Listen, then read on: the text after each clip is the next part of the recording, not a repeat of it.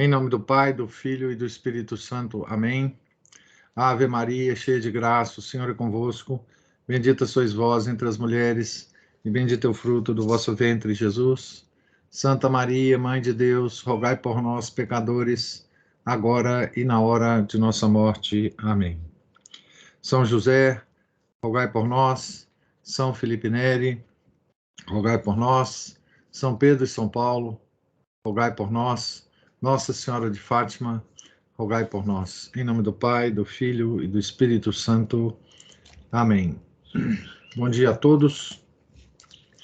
Nós estamos aqui no capítulo 32 da biografia de São Pedro Apóstolo, escrita por William Thomas Walsh. Estamos exatamente quando, então, Paulo é transferido como prisioneiro para Roma, né? Paulo chegou acorrentado, sob guarda, mas como cidadão romano, cuja única ofensa consistia em desgostar alguém na Palestina. Foi tratado com considerável clemência. Deram-lhe um quarto próprio, provavelmente em uma das melhores insulé, e foi-lhe permitido receber seus amigos ali e andar pela cidade, ainda acorrentado, durante o dia. No terceiro dia, convidou os principais judeus de Roma para uma conversa. Não foi pequena deferência a seus poderes o terem acedido ao convite e ouvido a narrativa de sua prisão e cativeiro. Concordaram, inclusive, em ouvir sua defesa do cristianismo, embora admitissem francamente um preconceito contra ele.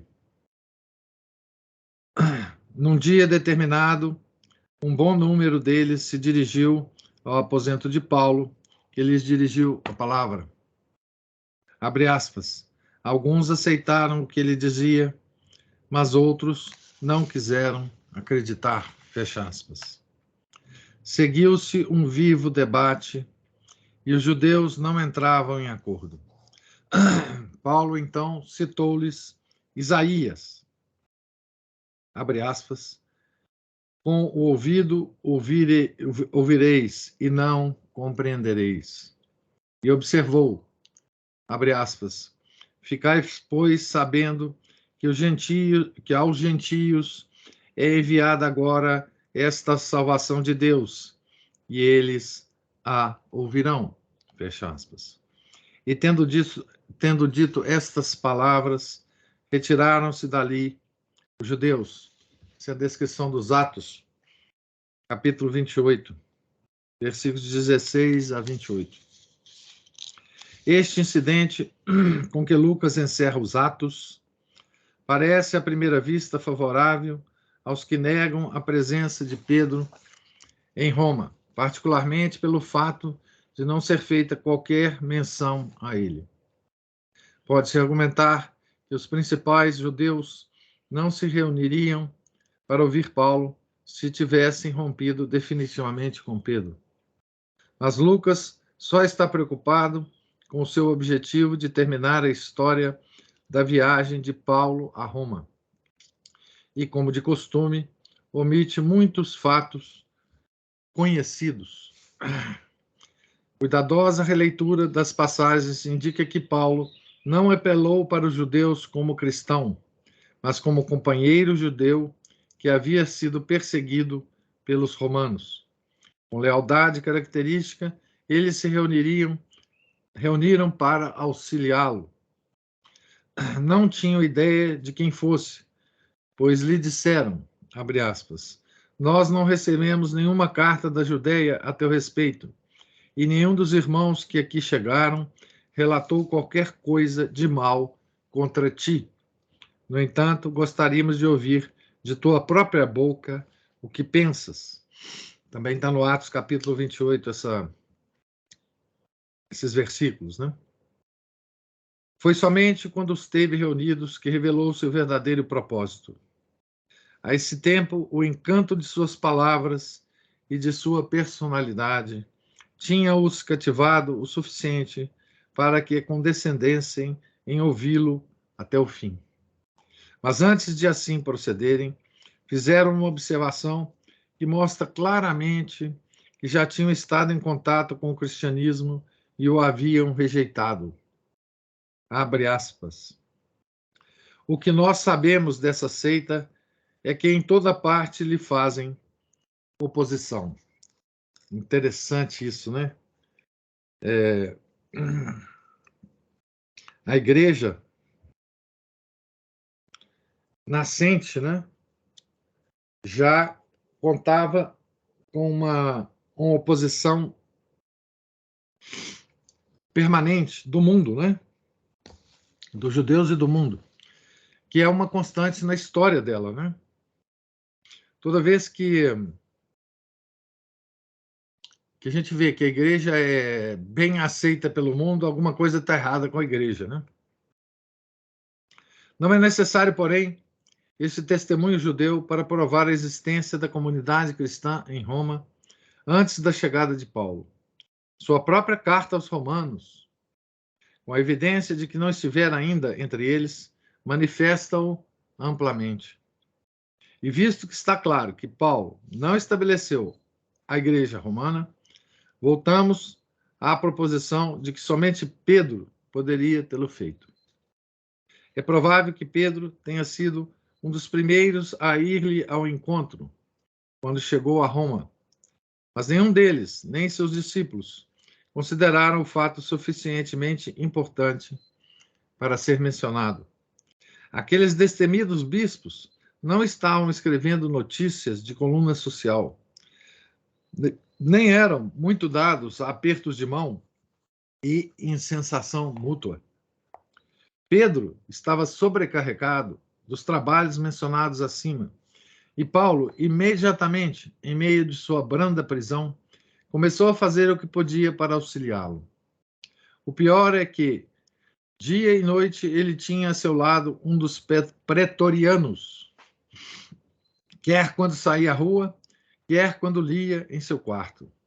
Transformou essa penitência num benefício de não pequenas dimensões.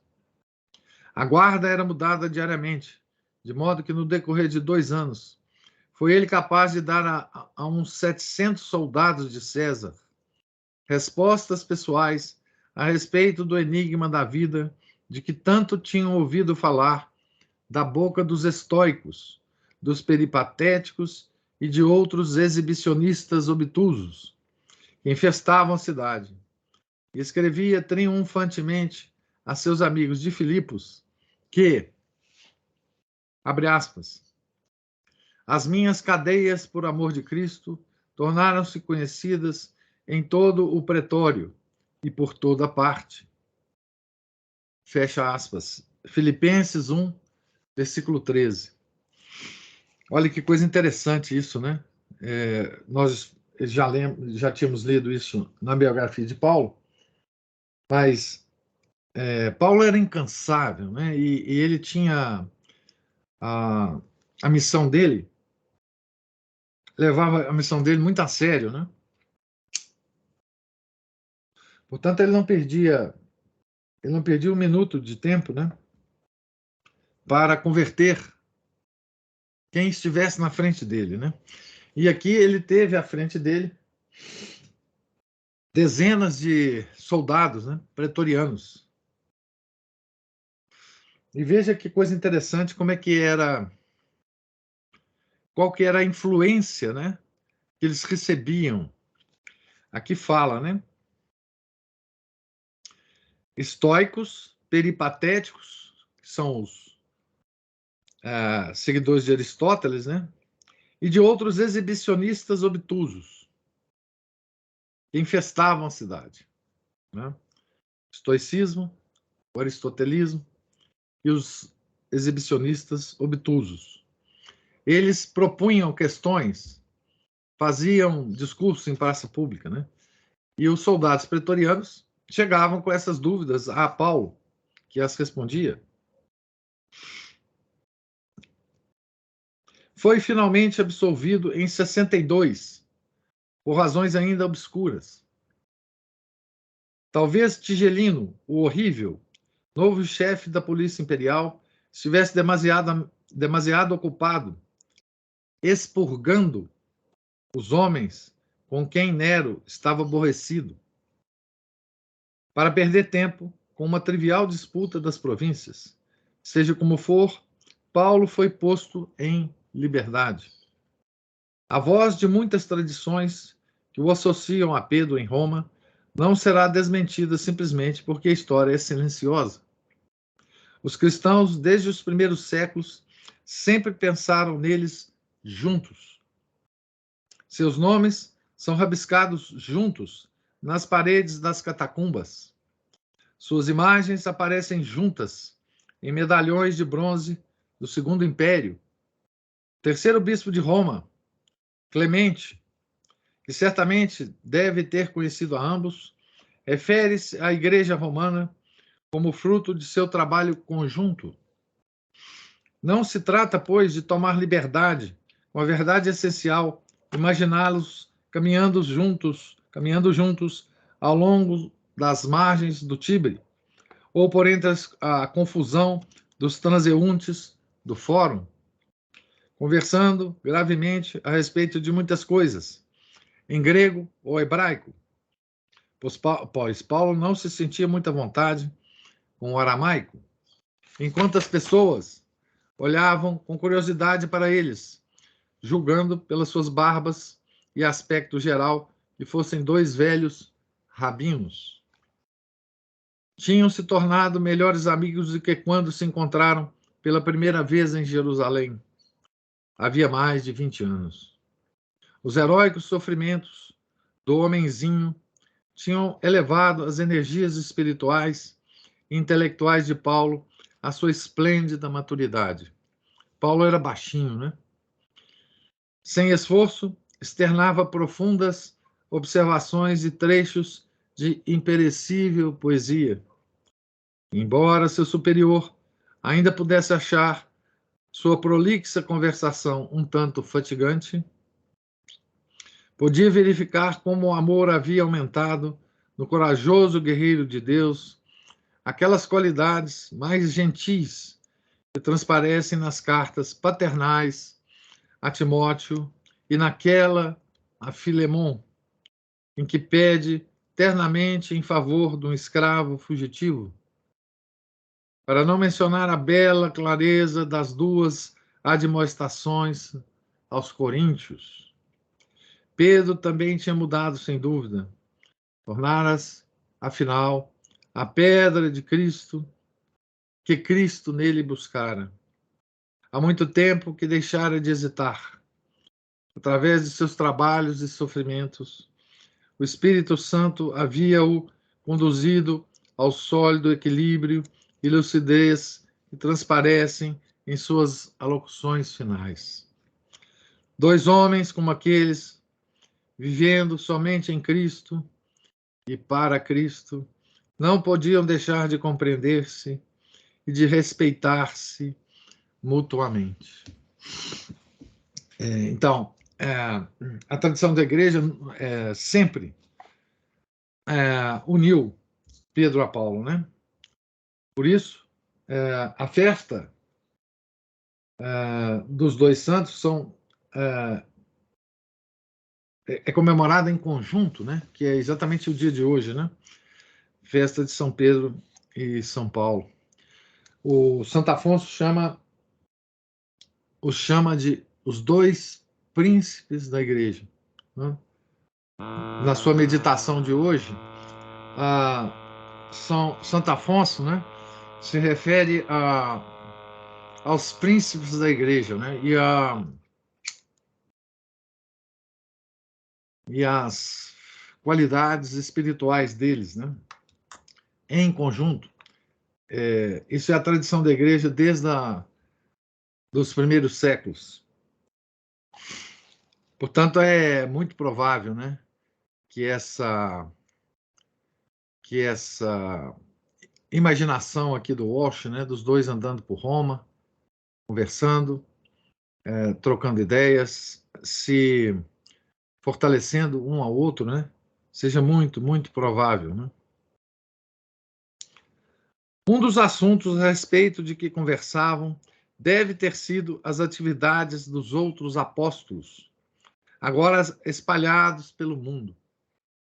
Pedro recordava com afeto aqueles com quem vivera e viajara durante 3 anos no peripatético Colégio de Cristo.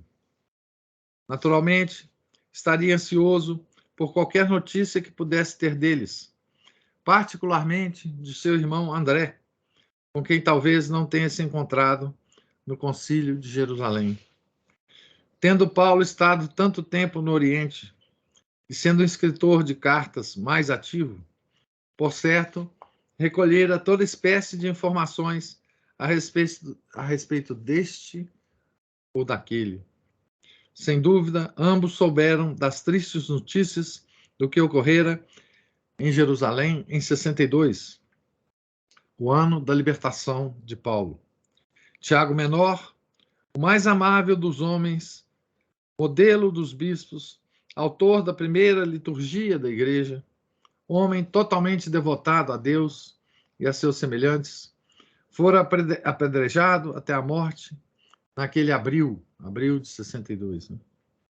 O sumo sacerdote Ananias, filho verdadeiro do velho Anás, ficou com ciúmes da crescente popularidade de Tiago entre os judeus e, sob algum pretexto, conseguiu incitar uma multidão contra ele, concedendo-lhe assim o privilégio de seguir os passos de Cristo, de Estevão e de Tiago Maior. Judeus incrédulos choraram sua morte juntamente com os cristãos, e alguns deles, mais tarde, atribuíram a destruição da cidade ao crime do seu assassinato. A destruição da cidade ocorreu no ano 70, né? Com o cerco de Jerusalém, né? Que era uma das coisas que foi uma das coisas previstas por Nosso Senhor, né? Para quem quiser ter uma ideia do horror desse cerco, né? Tem uma descrição muito viva e muito completa desse cerco na história eclesiástica de Eusébio de Cesareia, que é um livro publicado pela editora Paulus, né? Por outras editoras também. Eu conheço a publicação da editora Paulus, que foi uma das primeiras histórias da igreja, né? E conta a história da igreja até o século IV, que é o século de Eusébio de Cesareia, né? E nela tem uma descrição muito realista, e foi terrível esse cerco, né? Há muitas tradições conflitantes e outras duvidosas a respeito das subsequentes vidas dos outros apóstolos.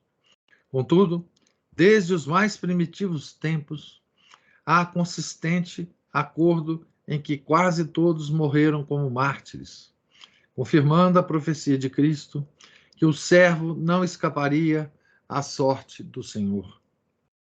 É bastante estranho que o primeiro dos 12 a morrer tenha sido Judas, que foi o que mais amara esta vida. André, irmão de Pedro, segundo contam, foi pregar na Grécia, Trácia, Ásia Menor, e depois de sofrer muitas provações na terra dos antropófagos e nos desertos tórridos da Sítia, foi crucificado em Patras, na Acaia, a 30 de novembro do ano 60, amarrado, ao invés de pregado à cruz, para que sua agonia fosse mais demorada. Tomé, o gêmeo, foi para Pártia e dali percorreu todo o Oriente, contando o que sabia aos medos, persas, hircânios, até que em certa parte, perto do Ganges, na Índia, foi morto a lançadas. Talvez tenha ido até mesmo para Sumatra e Ceilão. As tradições orientais a seu respeito são antigas e consistentes, e no século XVI, os navegadores portugueses descobriram 15.000 famílias de cristãos de São Tomé na costa do Malabar. Olha que coisa incrível, não é? Olha como é que a tradição deixada por São Tomé, né, sobreviveu tanto tempo, né, tantos séculos. Cristãos de São Tomé. Mateus, outrora o publicano Levi, pregou na Judéia e escreveu ali o seu evangelho. Depois seguiu para a Pérsia e dizem que foi martirizado na Pártia e enterrado em Hierápolis. De Judas Tadeu, a última notícia que se tem é que estava na Síria. Simão, o Zelote, patrono dos curtidores, pregou nas margens do Mar Morto, depois no Egito e na África do Norte. Dizem também que visitou a Bretanha antes de ser cerrado em pedaços, talvez em Soanir, na Pérsia. Bartolomeu trabalhou incansavelmente na Índia, Mesopotâmia, Pérsia, Egito, Armênia, Frígia e nas margens do Mar Negro. Morreu em Albanópolis, na Armênia. Dizem alguns que decapitado, outros que esfolado vivo, de cabeça para baixo, por ordem de Astíages, por lhe haver convertido o irmão, o rei Polímio.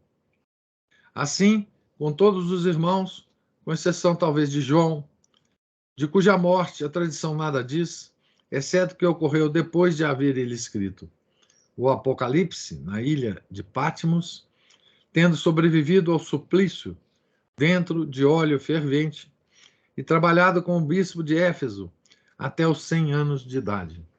Essa festa do suplício de São João é uma festa da igreja, né? No óleo fervente. Quando Pedro e Paulo conversavam a respeito de seus irmãos desaparecidos e tinham notícia da morte deste ou daquele, devem ter inevitavelmente imaginado o que aconteceria à igreja quando o último houvesse desaparecido da terra. É de novo o terceiro Papa, Clemente de Roma, quem nos diz que eles anteciparam o problema. Escolheram bons sucessores para os apóstolos ou bispos originais. Concordaram com o princípio de sucessão apostólica, através da qual a autoridade concedida por Cristo tem sido transmitida de bispo para bispo, pela imposição das mãos, até os dias atuais. Então, a imposição das mãos é, não é, o elo, não é, que nós temos desde os primeiros bispos até os bispos de hoje, né? Abre aspas. Cristo é de Deus e os apóstolos são de Cristo. E nossos apóstolos sabiam, por meio de nosso Senhor Jesus Cristo, escreveu São Clemente, em 90 de nossa era, que haveria lutas sobre o nome do ofício do bispo. Por esse motivo, portanto, tendo recebido total presciência, designaram as citadas pessoas e depois promoveram sua continuidade, para que se aqueles adormecessem, outros homens experimentados lhes sucedessem no ministério. Então, esse é o problema da primeira geração, né, dos bispos, os apóstolos, né, que era deixar os seus sucessores, né, para que a igreja continuasse, né? Então, isso já é o sucessor de São Pedro no ofício de Papa, né? São Clemente. Outro frequente assunto de conversa entre Pedro e Paulo, a julgar pela predominância que tem em suas cartas e nas de Tiago, João e Judas, era o problema da heresia. Santo Tomás de Aquino define esta como, abre aspas, uma espécie de infidelidade dos homens que, professando a fé em Cristo, corrompem os seus dogmas. Então, essa é a definição de Santo Tomás, né? A respeito de heresia, né? Então, a heresia, ela só ocorre quando ela tem origem nos homens da igreja, né? Uma espécie de infidelidade dos homens que, professando a fé em Cristo, corrompem os seus dogmas. Aqui ele cita a Suma, onde está essa definição, né? É uma doença espiritual que atacou os judeus na lei antiga, assim como os cristãos na nova, pois o judaísmo implicava fé no Cristo que haveria de vir, e é significativo que Joséfo acuse os fariseus, saduceus e essênios de heresia. Aqui está também a referência de Joséfo, onde ele fala isso, né? A palavra que os chefes judeus erroneamente aplicaram a Paulo e a seita dos nazarenos. Eles chamavam de heréticos, né? Porque eles consideravam que o cristianismo era uma heresia do judaísmo. O herege diz aceitar toda a revelação divina, exceto aquelas partes que lhe desagradam. Mas, rejeitando um que seja de sem dogmas, ele está se colocando como juiz no lugar de Deus, repudiando assim sua autoridade. É isso que torna o crime tão abominável. É por isso que Balmes o chamou de ateísmo implícito. É por isso, sem dúvida, que Cristo se mostrou tão rigoroso para aqueles que o aceitavam com reservas, chamando-os filhos do diabo. Essa compreensão da heresia é muito importante porque hoje nós temos estabelecido no catolicismo, né, uma espécie de... tem uma expressão muito interessante, eu não sei de onde que ela surgiu. A primeira vez que eu a ouvi, eu acho que foi lá do Michael Voris, lá do Church Militant, que é um catolicismo self-service. Você está lá, você escolhe as coisas do catolicismo que você tranquilamente pode aceitar e rejeita aquelas outras, né? Que toca muito a sua sensibilidade, né? Então, isso é heresia. Né? Isso não tem outro nome. A igreja não encontrou outro nome para dar a esse comportamento como sendo heresia. Né? Isso do ponto de vista do católico normal. Né? Do ponto de vista do modernismo, a heresia é completa, né? Porque o modernismo ele rejeita de uma forma muito sofisticada, ele rejeita todos os dogmas da igreja, né? Não é só um, todos os dogmas da igreja. Então, quando você rejeita todos os dogmas da igreja, a situação é muito mais grave do que... Porque aí você está rejeitando toda a religião, né? E os modernistas têm uma forma muito, digamos assim, sofisticada, eu não encontro outra palavra, uma forma muito assim intelectual, muito limpinha de rejeitar todos os dogmas, né? Eles não dizem que estão rejeitando, né? Eles dão uma outra interpretação, eles começam a analisar historicamente a importância daquele dogma, quando ele surgiu, enfim, tem uma série de estratégias dos modernistas para recusar, né, os dogmas da igreja. Quase todos eles recusam, né? Muitas vezes por escrito, né? Há escritos, por exemplo, de cardeais ainda vivos, né, sobre a Imaculada Conceição, a Virgindade Perpétua de Maria, a própria ressurreição de Cristo, enfim. Mas, então, hoje nós temos uma situação diferente, né, de um herege antigo, né? Esse herege hoje é completo, né? Todos os apóstolos que deixaram cartas adotaram o mesmo tom inflexível para com, abre aspas, os lobos em pele de cordeiro, fecha aspas, contra os quais ele, letra maiúscula, os havia advertido.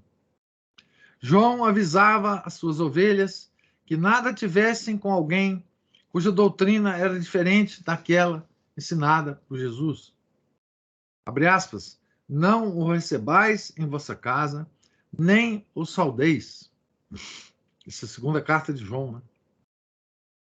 Judas Tadeu lamentava que, abre aspas, se houvessem introduzido furtivamente entre nós certos homens ímpios, os quais transformam em dissolução a graça de nosso Deus e negam Jesus Cristo, nosso único Mestre e Senhor, eles fazem escândalos nos vossos ágapes, banqueteando-se sem respeito, murmuradores descontentes, sua boca profere palavras soberbas, mas ao mesmo tempo adulam os outros por interesse, homens sensuais que não têm o espírito. Isso é a carta de Judas, né? Está aqui a referência dessas expressões usadas na carta. Paulo lançou o fogo de sua eloquência contra mais de uma seita que tentava arrancar o que ele havia plantado. Claramente inclui em um desses grupos os precursores das seitas maniqueias, que iriam confundir e devastar a Europa na Idade Média. Abre aspas, dando ouvidos a espíritos enganadores e a doutrinas diabólicas, que com hipocrisia propagam a mentira e têm cauterizada a sua consciência, que proíbem o casamento e o uso dos alimentos que Deus criou para que participem deles os fiéis. Aqui, o maniqueísmo é a gnose. A gnose pré-cristã que estava invadindo, na época de Paulo, a igreja, já, né? E note aqui que ele faz aqui, o Paulo faz aqui lança um anátema, né? Contra quem? Contra aqueles que proíbem o casamento, os cátaros, né? Proibiam o casamento, e o uso de alimentos que Deus criou para que participe deles os fiéis. Então, o veganismo, o vegetarianismo, a medicina moderna, né? De cunho gnóstico, também, né?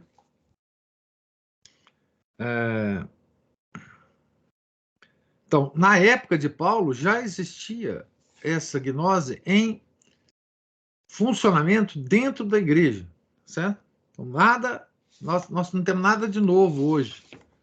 Embora a gnose hoje seja muito forte, né? Em todos os aspectos. Nós somos gnósticos em todos os aspectos hoje em dia, né? Não poderia haver campo comum ou contrassenso dentro da fé com aqueles que não aceitassem o Cristo de todo o coração na sua igreja.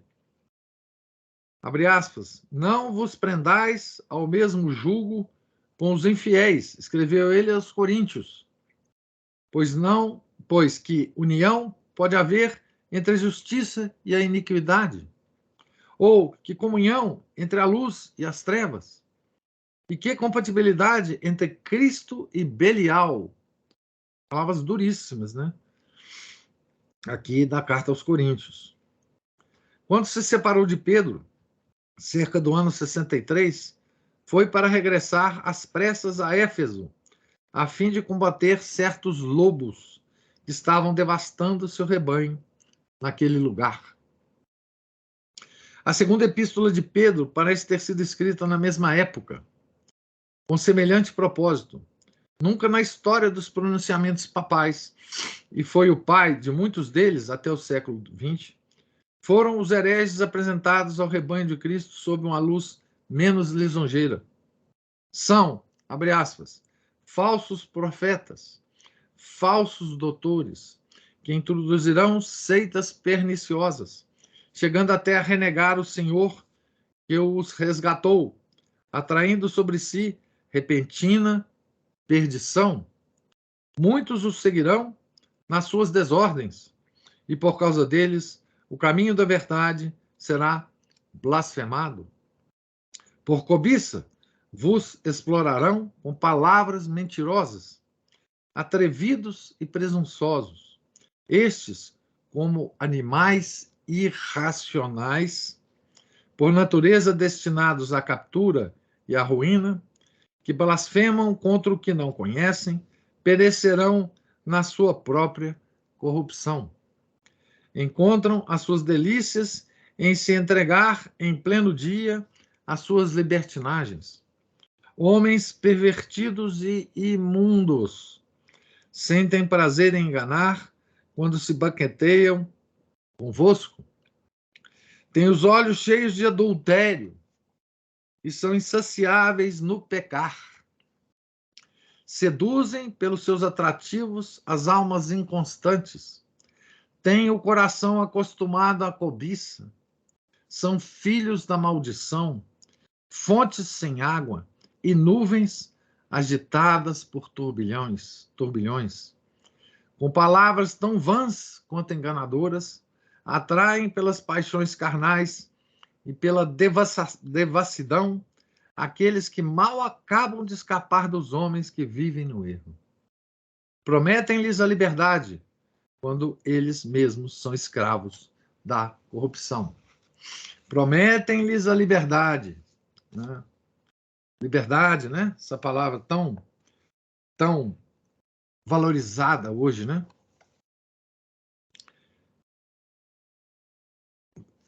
Que apareceu tão triunfantemente na Revolução Francesa, né? Então, prometem-lhes a liberdade quando eles mesmos são escravos da corrupção. São Pedro, não? Fecha aspas. Uma tradição que remonta ao segundo século identifica um dos falsos cristos e falsos profetas contra quem Pedro empregou suas energias naqueles últimos anos, com Simão, o mago, a quem lhe dissera, abre aspas, o teu dinheiro vá contigo à perdição. 20 anos antes, na Samaria. A história é que, depois de seu fracasso em comprar os dons do Espírito Santo, do Vigário de Cristo, o mago viajou para Roma, onde a riqueza, a corrupção e o internacionalismo sincretista da corte imperial ofereciam oportunidades incomuns para seus talentos. Ele tinha talento, né, Simão o Mago? Mostrava-se particularmente atento às mulheres ricas e sentimentais e atuava sobre suas emoções e superstições com tanta habilidade que se infiltrou até mesmo na casa de César, apresentando-se como o poder de Deus, e uma bela loura prostituta grega, Helena, como sua primeira ideia divina. Disse que conseguiu nada menos que a adoração de alguns dos cortesões que adulavam Messalina e Popeia.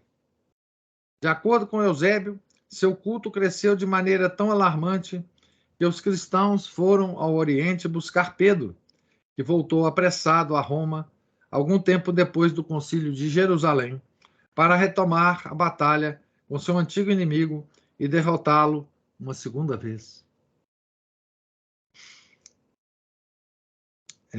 Essa história do Simão com a Helena é muito interessante. Alguns das mais fantásticas variações dessa história referem-se a uma disputa dos dois Simões diante de nada menos do que Nero. Simão Mago ofereceu-se para superar os milagres de São Pedro, voando no ar diante de toda a corte imperial. Assim o fez com o auxílio do demônio, mas não havia contado com as preces de Pedro e Paulo, que o observavam, e depois de elevar-se no ar a alguma distância, despencou repentinamente e se fez em pedaços. Infelizmente, essas histórias parecem ser boas demais para serem verdadeiras. Nenhuma evidência histórica aponta para qualquer comparecimento de Pedro perante Nero, muito menos a levitação e outras maravilhas. Não se segue daí, como certos eruditos católicos modernos concluíram, que Simão o Mago não houvesse causado certa sensação na Roma de Nero.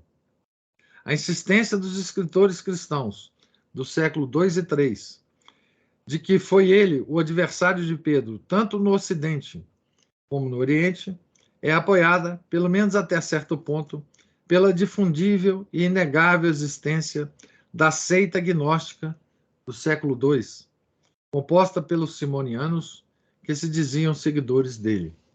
Então, Simão foi o fundador, né, da gnose cristã, né, da gnose que se alimenta do cristianismo, né? Da gnose que é parasita do cristianismo. Não é mais a gnose pré-cristã, né? Anteciparam os primeiros maniqueus no seu ódio ao Antigo Testamento, que atribuíam a um Deus secundário, o demiurgo, não só secundário, mas mau, né? E alguns deles chamavam o Deus de Abraão, de Isaac e de Jacó de demônio. Se Pedro não estava se referindo a eles e a seu líder na sua denúncia dos falsos mestres e de suas desordens, que, abre aspas, por cobiça vos explorarão com palavras mentirosas, é difícil saber a quem se referia. Então, essa aqui também é uma característica da gnose cristã, né? De fazer uma reinterpretação do Antigo Testamento e justamente para reinterpretar a figura de Cristo, né? Certo? Porque isso não existia na gnose pré-cristã, né? Eles não estavam muito preocupados, né? E aqui também tem a gnose dos judeus também, né? A Cabala, né? Que vai se unir a essa gnose pós-cristã, né? Essa segunda epístola de Pedro é também seu adeus a seu rebanho. Tiveram uma revelação de que não viveria por muito mais tempo e lhes pede que observem as suas advertências. Abre aspas, estando certo de que em breve deixarei o meu tabernáculo, segundo o que me fez conhecer nosso Senhor Jesus Cristo. Fecha aspas. Suas palavras brilham com lírico fervor quando recorda a transfiguração do Senhor no monte, da qual ele e os Boanerges foram testemunhas. Quer que, depois de sua morte, todos se recordem disso, mas devem estar sempre preparados para a segunda vinda do Senhor.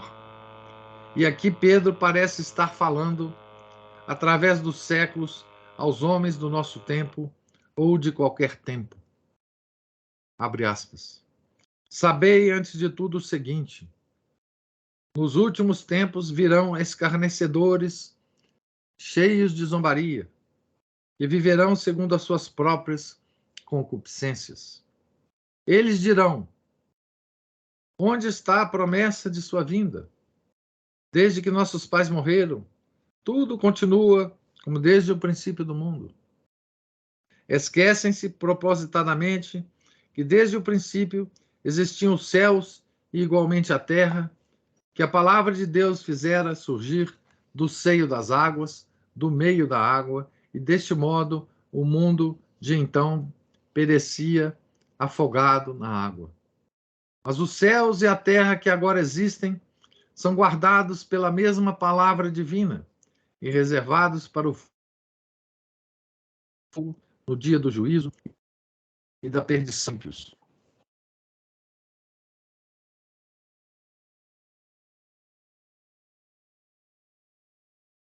Deu uma. Vocês estão me ouvindo aí? Agora voltou. Deu um pique aqui que eu não sei o que ocorreu. Só terminando aqui o capítulo. Continuando com Pedro, né? Mas há uma coisa, caríssimos, de que não vos deveis esquecer. Um dia diante do Senhor é como 1000 anos, e 1000 anos como um dia.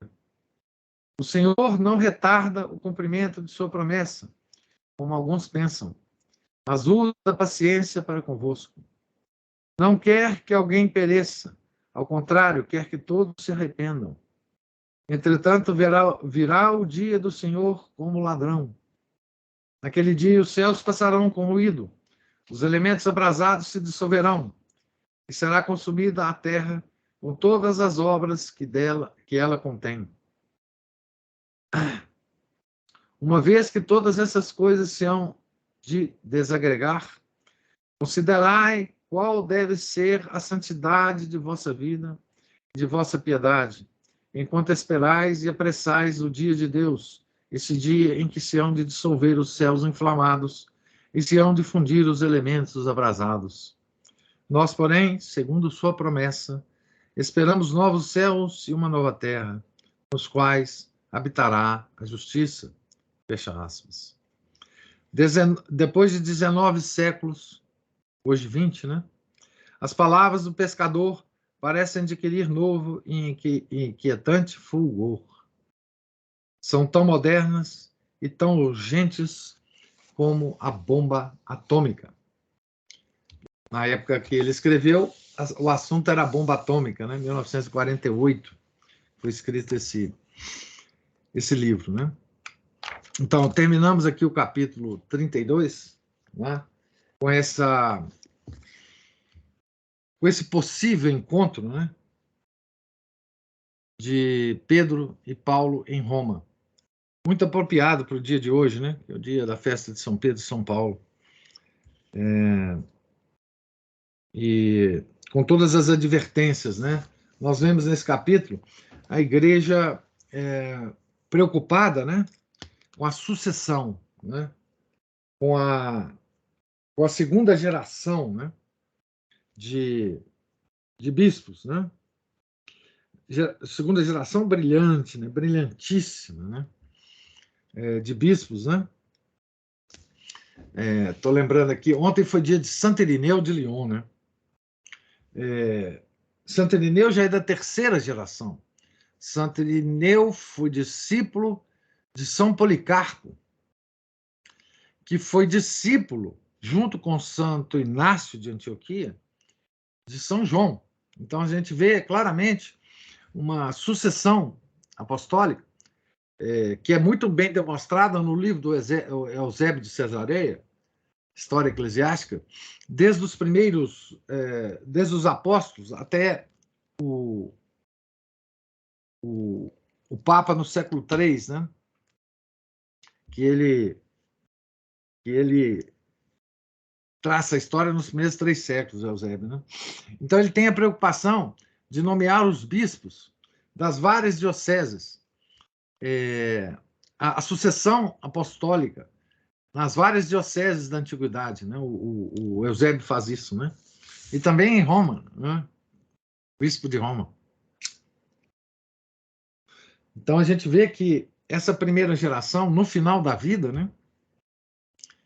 Estava preocupada com a única coisa que eles podiam estar preocupados, obviamente, né? Que era a sucessão deles, né? Para a Igreja de Cristo sobreviver, né? Então eu paro por aqui. Nós amanhã, se Deus quiser, leremos o último capítulo, né? Terminaremos a leitura. O último capítulo, capítulo 33 do livro, tá certo? Pergunta agora a vocês se tem algum comentário, alguma pergunta. Professor, Sim. me ocorreu aqui, que nesse finalzinho, essa preocupação com a sucessão apostólica demonstra, eu vou ver se eu consigo usar palavras sem colocar de forma errada, a materialidade da revelação.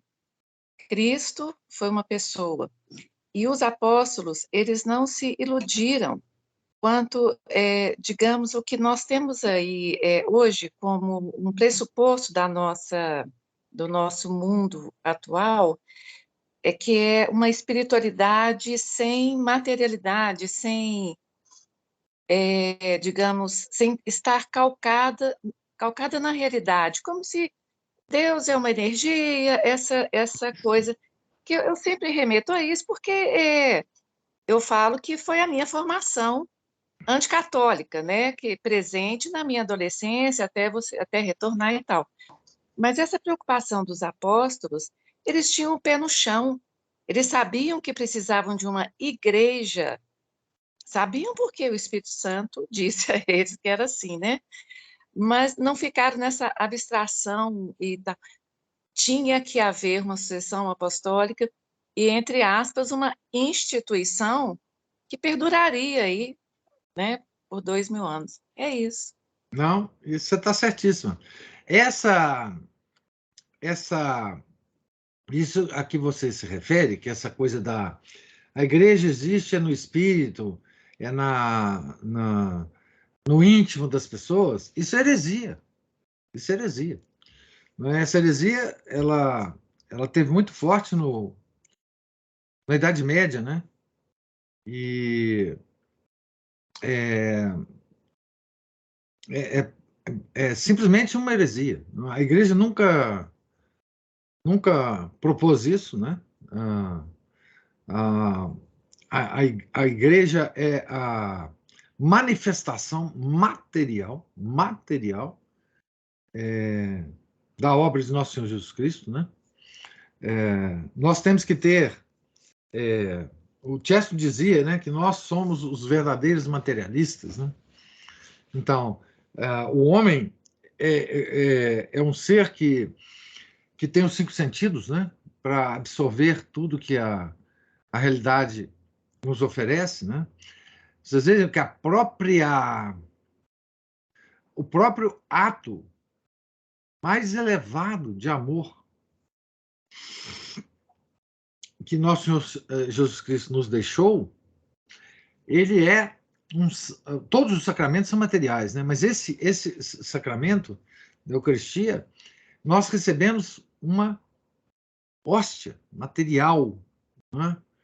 Nós não recebemos infusões espirituais, né? Nós não recebemos energias do universo, né? Nós recebemos uma coisa material, né? Então, assim, isso é uma característica que a igreja, enfim, ela nunca deixou de seguir esse destino, né? Os sacramentos são sinais visíveis, materiais, né? Com sinais, com a forma. Sim? Não, o senhor falou na Eucaristia, o corpo de Cristo, quer dizer, o que dá substância à alma, né? Corpo e o sangue, né?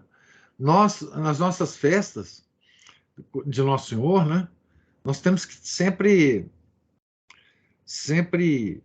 nos ater aos aspectos visíveis, materiais, né? Sagrado coração de Nosso Senhor. O coração, é o coração. Não é uma coisa subjetiva, né? Que nós festejamos o coração. Então, assim, Por isso que eu falo que na Igreja Católica verdadeira não existe subjetivismo, não existe sentimentalismo, não existe sensações, né? Não existe essa porcariada toda que hoje invade a igreja até, né? A coisa da renovação carismática, essas coisas. Isso não existe na igreja. A igreja é uma coisa, Por isso que a igreja foi fundada sobre uma pedra, Pedro, né? O Felipe fala aqui, um ótimo argumento para a proclamação da nossa fé. Não, é exatamente, não é? Assim, por isso que todas as heresias tentam encobrir, esfumaçar a realidade da igreja, né? A realidade da crucificação, a realidade da paixão, né?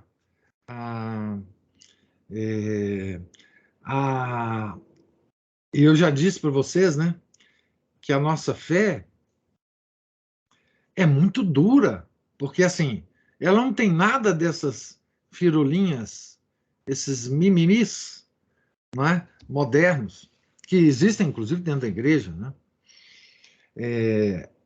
É uma coisa real, palpável, que nós podemos tocar com os nossos sentidos, né? E por isso a igreja constrói templos, né?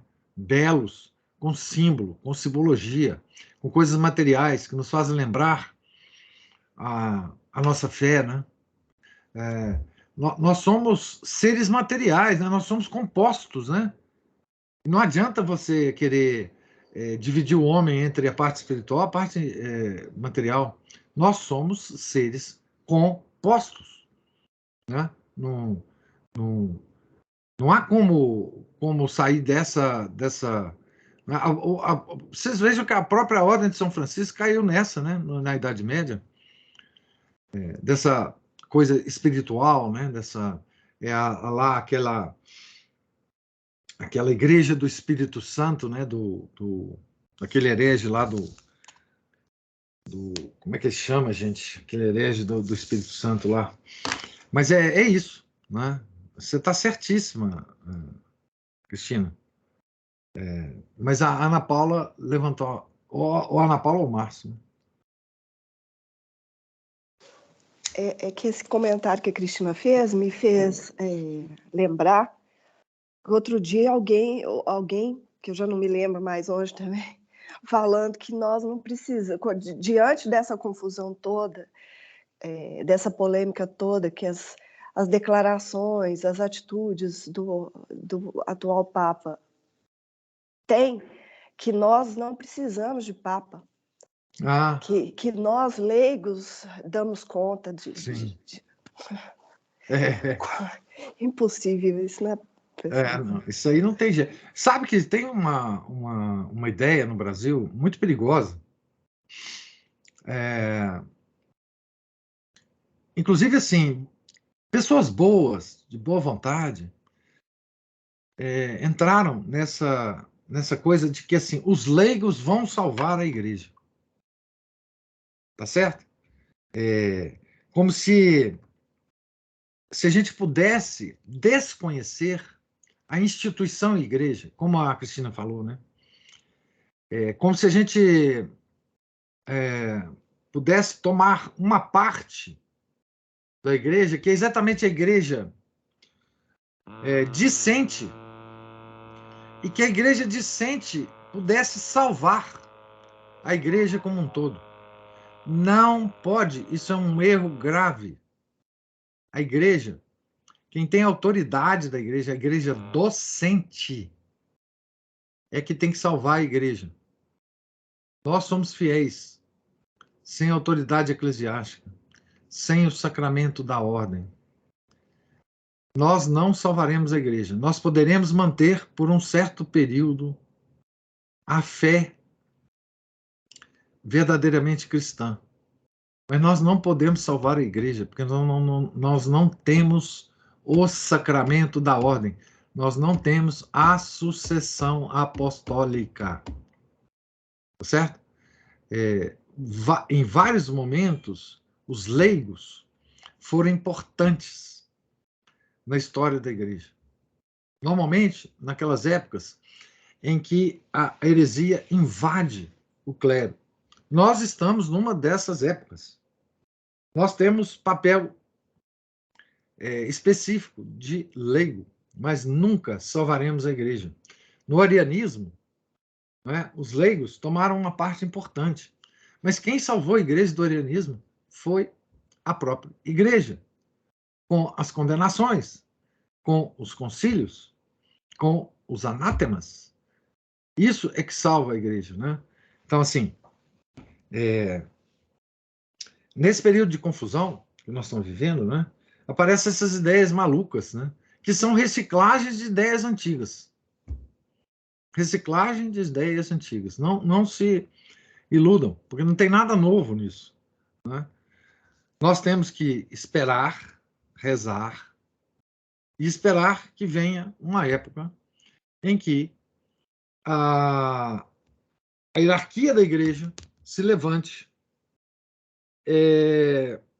condenem os erros passados, direcione a igreja de novo para o lugar dela, né? Não há a menor possibilidade de leigo fazer o que um papa futuro pode fazer. Ele só salvará a igreja um papa futuro, com os cardeais, e para redirecionar a igreja. Foi sempre assim na história da igreja. Sempre assim, né? Nós somos as ovelhas. Os pastores têm que nos conduzir. As ovelhas vivem algum tempo sem pastor. Mas elas não vão se transformar em pastor. Nenhuma ovelha se transforma em pastor. Elas serão sempre ovelhas. E serão sempre conduzidas por pastores. Né? Então é uma besteira, Ana Paula. É claro que tem isso, né? Esse movimento do laicato católico, né? Que está aí em muitos lugares. Essa coisa de uma casta intelectual católica que possa salvar a igreja, né? Algo parecido com isso. Isso está no Brasil, tem muitos expoentes dessa ideia, né? De que, enfim, os leigos não vão salvar a igreja. Não vão salvar a igreja. Nós precisamos rezar. Nós temos um papel imenso nas orações e nas reparações. Isso nós podemos fazer certamente, nós leigos. É o nosso papel, né?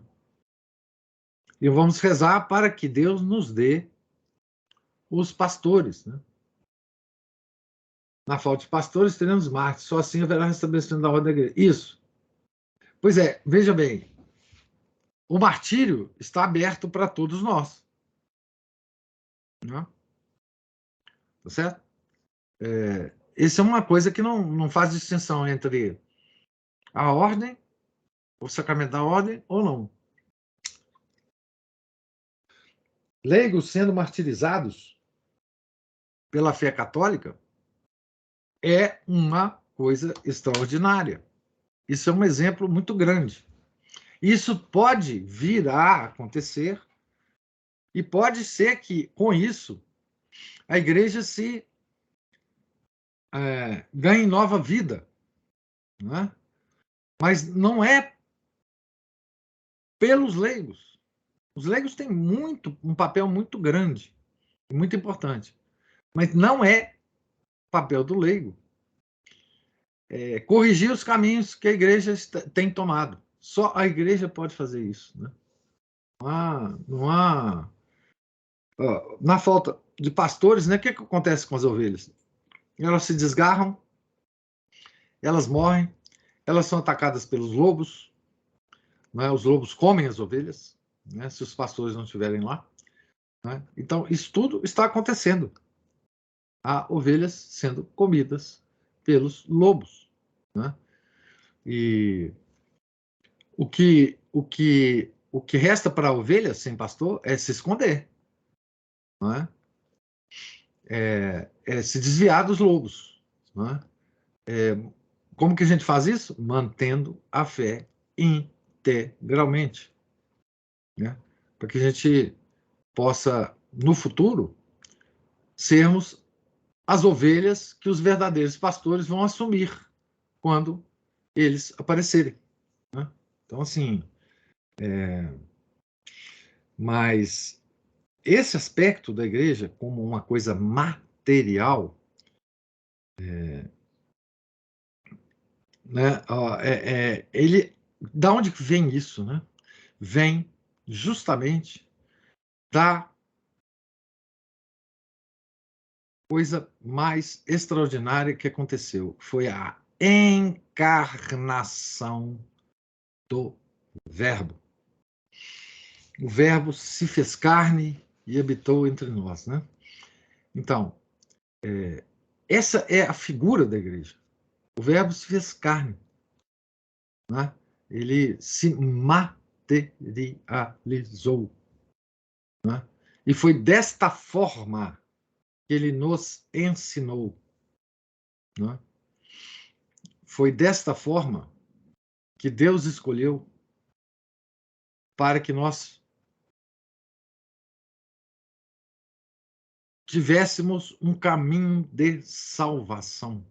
Ele se encarnou, né? Ele falou, ele andou, ele comeu, né? Ele falou, ele ensinou, ele chorou, ele se emocionou, ele xingou os fariseus. Isso foi o Verbo encarnado que fez isso. Então, tudo isso é que dá a constituição da igreja, né? A constituição da igreja.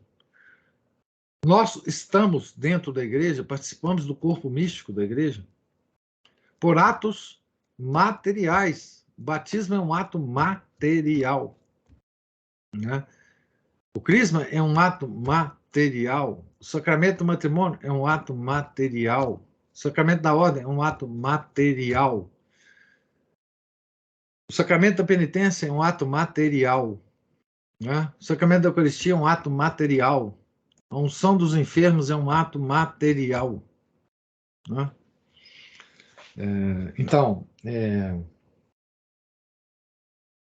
nós somos os verdadeiros entendedores do materialismo, como dizia Chesterton. Nós temos o materialismo verdadeiro, né? Então, essa é uma característica fundamental da igreja, né? E como a Cristina falou, né? Quando a primeira geração morreu, né? Principalmente Paulo e Pedro, que teve são os dois príncipes da igreja, né? Eles tiveram muita preocupação na continuação, né? Então eles ordenaram bispos, né? Eles ordenaram bispos. São João ordenou bispos, né? Para a continuidade do trabalho, né? Isso é fundamental.